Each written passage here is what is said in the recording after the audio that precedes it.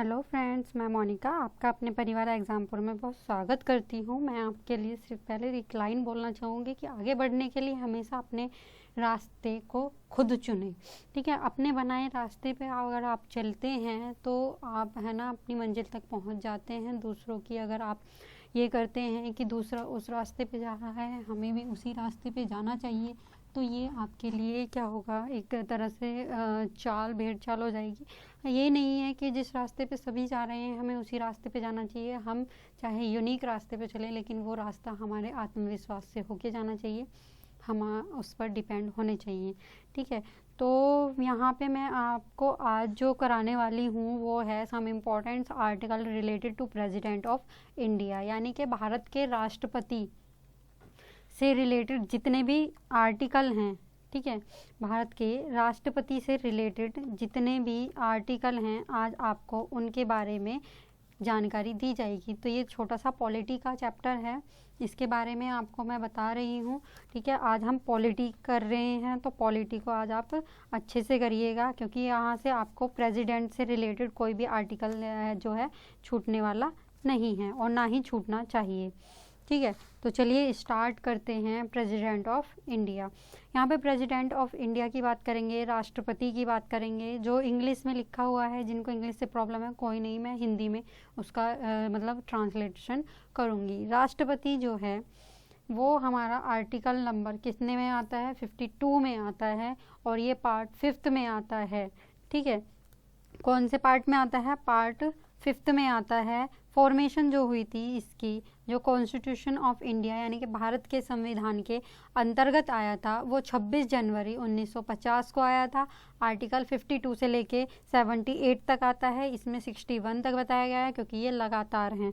ठीक है, यहाँ पे हमारी इतनी बातें हो चुकी हैं और ये यूनियन एग्जीक्यूटिव का हेड होते हैं। ठीक है, यहाँ पे प्रेसिडेंट जो हैं प्रेजेंट टाइम पे वो हैं हमारे रामनाथ कोविंद। ठीक है, रामनाथ कोविंद जी जो हैं वो 14th नंबर के प्रेजेंट टाइम पे क्या हैं, राष्ट्रपति हैं। जुलाई 2017 में बने थे, अभी तक वो हैं। फर्स्ट नंबर के प्रेसिडेंट जो थे वो राजेंद्र प्रसाद थे। ठीक है, राजेंद्र प्रसाद थे, जो जब ये स्टार्ट हुआ था तभी बने थे, और ये सबसे ज़्यादा टाइम पीरियड के लिए बनने वाले हैं। ठीक है, यहाँ पे इनकी सैलरी की बात करेंगे तो ये 5 लाख है। ठीक है, 5 लाख यहाँ की सैलरी है। रेजिडेंस की बात करेंगे तो राष्ट्रपति भवन में इनको रखा जाता है। नेक्स्ट हम बात कर रहे हैं article related to president of India, यानी कि भारत के संविधान, भारत के राष्ट्रपति से संबंधित जितने भी अनुच्छेद हैं। आर्टिकल मतलब अनुच्छेद से है। अनुच्छेद 52 की अगर हम बात करेंगे तो द प्रेसिडेंट ऑफ इंडिया, यानी कि यहाँ पे क्या है, एक भारत का राष्ट्रपति होगा, और इसको है ना यहाँ पे भारत का जो राष्ट्रपति होता है वो फर्स्ट मैन ऑफ इंडिया के नाम से भी संबोधित किया जाता है। आर्टिकल 53 की बात करेंगे तो संघ की कार्यकारी शक्ति, एग्जीक्यूटिव पावर जो हैं यूनियन की, वो किसको दी गई हैं, राष्ट्रपति को दी गई हैं। तो वो यहाँ पे हमारे आर्टिकल नंबर 53 यानी कि अनुच्छेद नंबर 53 में ये बताया गया है। अब आर्टिकल नंबर 54 की बात करेंगे तो इसमें है हमारे राष्ट्रपति का चुनाव, कि राष्ट्रपति का चुनाव कैसे होता है। ठीक है, मैनर अलग है यानी कि तरीका अलग है, और राष्ट्रपति का चुनाव जो है वो किस में आता है, हमारा 52 में आता है। आर्टिकल 53 को 74 के साथ में पढ़ा जाता है, क्योंकि वहाँ पे प्रेसिडेंट की जो पीएम और उसकी मिनिस्ट्री से रिलेटेड पावर्स हैं वहाँ पर डिस्क्राइब की गई हैं। 54 में राष्ट्रपति का चुनाव है। 55 में बात कर रहे हैं हम मैनर की, यानी कि तरीके की, किस तरीके से ये होता है। राष्ट्रपति का जो चुनाव है वो सिंगल ट्रांसफरेबल वोट होती हैं। ठीक है, एकल संक्रमणीयता। ठीक है, डायरेक्ट नहीं होता है इसमें। ठीक है, इनडायरेक्ट इसका क्या होता है, इलेक्शन होता है। ठीक है, इसमें जो इलेक्टेड मेंबर होते हैं वो पार्टिसिपेट करते हैं, नॉमिनेटेड नहीं करते हैं। ये भी यहाँ पे आपको जानना है। ठीक है, और यहाँ पे जो इसके इलेक्शन के रिलेटेड जितनी भी बातें होती हैं वो यहाँ पे आपको बताई जा रही हैं, कि जो इसका जो मतलब वोट की जाती है वो, जैसे अगर यहाँ पे 4 पर्सन अगर उम्मीदवार हैं तो चारों पर्सन्स को, जैसे अगर मैं वोट डाल रही हूँ प्रेसिडेंट के लिए तो वो 4 पर्सन को ही प्रेफरेंस के रूप में मैं वोट करूँगी।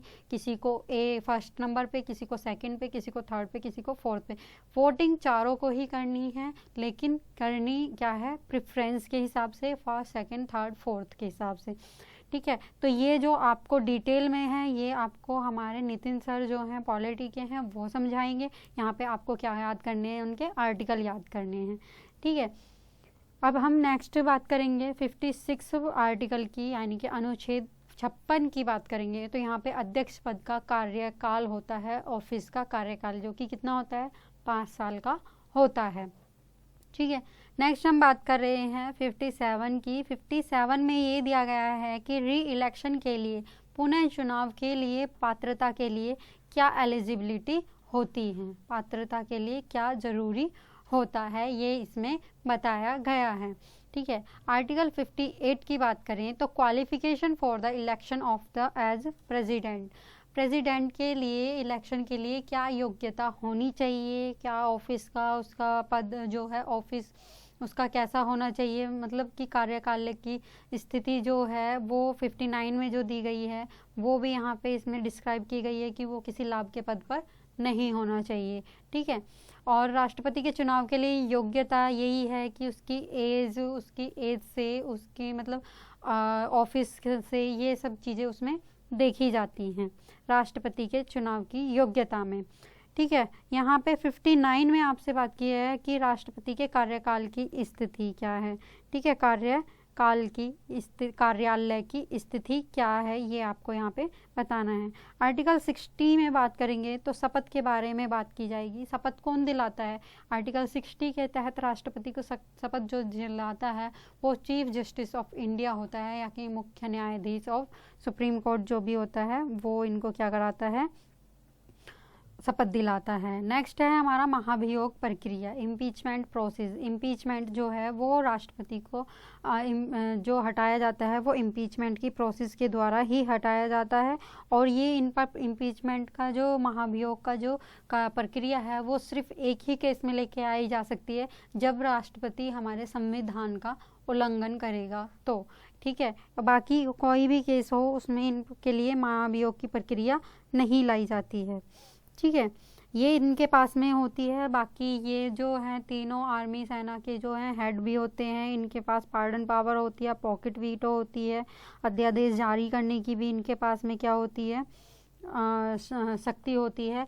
ये बहुत सारी मतलब इनकी हैं शक्तियाँ, तो पावर्स तो पॉकेट वीटो की, वीटो पावर की। ठीक है, लेकिन यहाँ पे सिर्फ किससे बताया गया है, आपको सिर्फ आर्टिकल्स बताए गए हैं, जो कि आर्टिकल आपको करा दिए गए हैं। तो 52 से लेकर 61 तक ये आपको कैसे याद करने हैं, उनकी ट्रिक मैं आपको बताने वाली हूँ।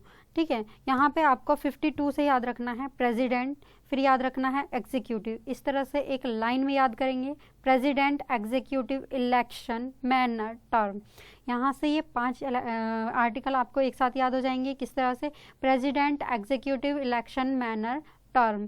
ठीक है, एक सेंटेंस से आपको 5 जो हैं इसके आर्टिकल्स हैं वो याद हो गए हैं। ठीक है, कैसे याद हो गए हैं एक बार फिर से रिपीट करिए, प्रेसिडेंट, एग्जीक्यूटिव, इलेक्शन, मैनर और term.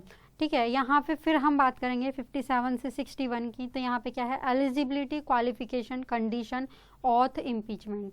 Eligibility, qualification, condition, auth and impeachment.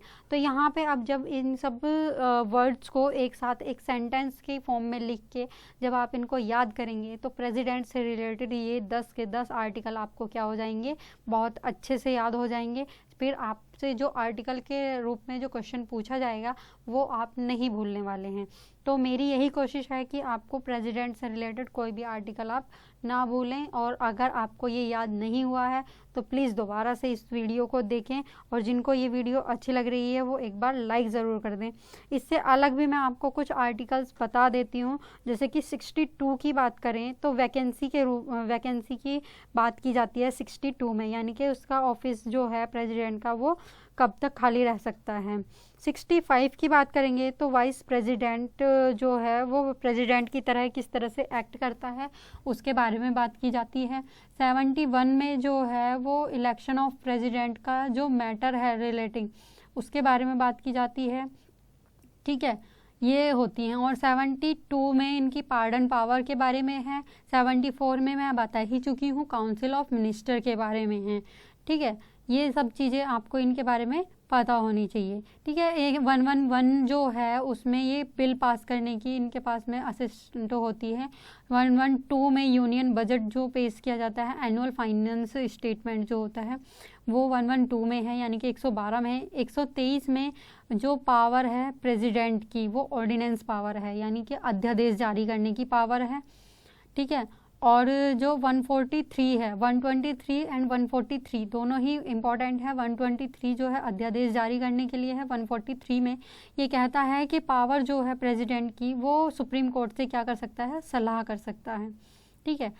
अब ये सब चीज़ें आपको याद होनी चाहिए। यहाँ से आपको आई थिंक प्रेसिडेंट के सारे ही आर्टिकल्स याद हो जाएंगे। तो जिनको ये वीडियो अगर अच्छी लग रही है तो प्लीज़ इसको लाइक कर दें, शेयर कर दें और सब्सक्राइब जिन्होंने नहीं किया है अभी तक वो सब्सक्राइब कर लें। इसी तरह से मैंने जिस तरह से आपको प्रेसिडेंट पे वीडियो लेके आई हूँ, आपको वाइस प्रेसिडेंट पे, फंडामेंटल राइट पे, फंडामेंटल ड्यूटीज़ पे, इसी तरह से छोटी छोटी वीडियोस आपको प्रोवाइड करा दी जाएंगी जिसमें सिर्फ आर्टिकल्स होंगे, ठीक है। डिटेल नॉलेज जो आपको है वो नितिन सर दे देते हैं, तो इसीलिए आपको यहाँ पे ज़्यादा लॉन्ग ये वीडियो ना की जाए, इसीलिए आपको ज़्यादा लंबी वीडियो ना करने के पर्पज़ से ही इसमें यहाँ पे आपको ज़्यादा डिटेल नहीं दी गई है। इसीलिए यहाँ पे सिर्फ आपको आर्टिकल याद कराना है, इसीलिए ये छोटी वीडियो के पर्पज़ से आपको छोटी चीज़ें ही बताई जा रही हैं, ठीक है।